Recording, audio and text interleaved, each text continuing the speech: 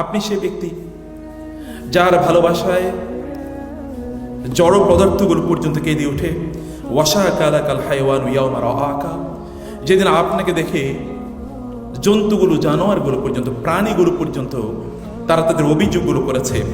ওয়াল জিজু ইউসমাউ বিল হানিনি আনিনুহু, এবং একটা খেজুর গাছের গোড়া আপনার বিয়োগে, আপনার বিদায়ে কেঁদে উঠেছিল এবং তার কান্না শুনেছে মানুষ।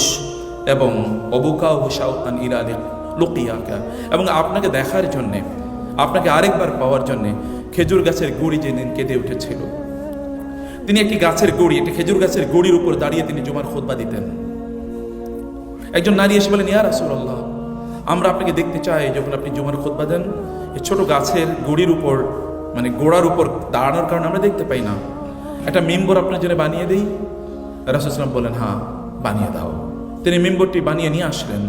পরের জুমায় রাসূলুল্লাহ সাল্লাল্লাহু আলাইহি ওয়াসাল্লাম সেই মিম্বরের উপর দাঁড়িয়ে যখন তিনি খুতবা দিচ্ছিলেন, হঠাৎ করে এই মসজিদের সবাই শুনতে পেল কে যেন গোংড়িয়ে কাঁদছে, শিশুর কান্নার মতো কেউ যেন কাঁদছে। তারা খুঁজছেন কোন দিক থেকে কান্না আসে।